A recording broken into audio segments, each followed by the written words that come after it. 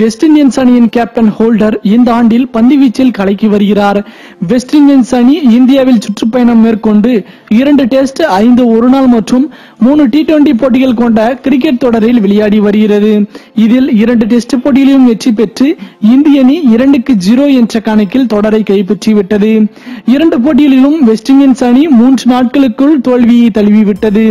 பொதுவாக சுழற்பந்து வீச்சாளர்களுக்கு சாதகமாக செயல்படும் ஆசிய துணைக்கண்ட ஆடுகளங்களில் வேகப்பந்து வீச்சாளர்கள் அதிகம் ஜொலிப்பதில்லை. ஆனால் ஐதராபாத் போட்டியில் இந்தியாவில் உமேஷ் யாதவ் 10 விக்கெட்டுகளை வீழ்த்தினார். அதே போன்று வெஸ்ட் இண்டீஸ் அணியின் கேப்டன் ஹோல்டரும் முதல் இன்னிங்ஸ்களில் 5 விக்கெட்டுகளை எடுத்து அசத்தினார். ஹோல்டருக்கு இந்த ஆண்டு சிறப்பான ஆண்டாக இருக்கிறது. பந்து வீச்சில் பல்வேறு சாதனைகளை செய்து வருகிறார். 1994 ஆண்டு பெஞ்சமின் மெகாலியில் எடுத்த 5 விக்கெட்டுக்கு பின்னர் தற்போதுதான் வெஸ்ட் இண்டீஸ் வேகப்பந்து வீச்சாளர்கள் இந்திய மைதானத்தில் 5 விக்கெட் எடுத்துள்ளார். மேலும் இந்த வருடத்தில் ஹோல்டர் 4வது முறையாக 5 விக்கெட் எடுத்துள்ளார். இந்த ஆண்டு பந்து வீச்சில் ஹோல்டரின் சராசரி 11.87. ஒரு வருடத்தில் குறைந்தது 30 விக்கெட் எடுத்த வேகப்பந்து வீச்சாளர்களில் கடந்த 100 ஆண்டுகளில் இதுதான் சிறந்த சராசரி.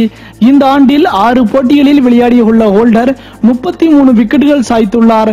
மேலும் இந்தியாவில் 5 விக்கெட்டுகள் எடுத்து 5வது கேப்டன் என்ற பெருமையும் பெற்றார் ஹோல்டர். கடைசியாக 2010 ஆண்டில் நியூசிலாந்து அணியின் கேப்டன் வெட்டோரி இதே ஐதராபாத் மைதானத்தில் 5 விக்கெட்டுகள் எடுத்தது குறிப்பிடத்தக்கது.